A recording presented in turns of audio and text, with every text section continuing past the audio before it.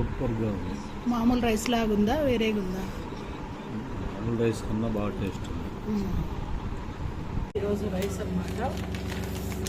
ఊదలు ఎలా ఈరోజు చూసారా, ఇలా గసాల కంటే కొంచెం పెద్ద సైజులో ఉంటాయన్నమాట ఊదలు. వీటికి సేమ్ మనం అన్నం వండుకున్నట్లే 1 గ్లాస్ రైస్కి 2 గ్లాసులు వాటరు వేసేసుకొని కడిగేసి బాగా 1 గంట అట్లా నానబెడితే బాగుంటాయి.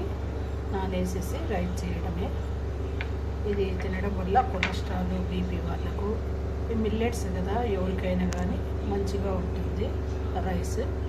దీంట్లోకి పప్పు, కొంచెము చట్నీలు కారం కారంగా, చింతకాయ పచ్చడి, టమాటా పచ్చడి అలాంటివి బాగుంటాయి. సాంబార్ కానీ బాగానే ఉంటుంది. ఇది ఊదలతో రైస్ అన్నమాట.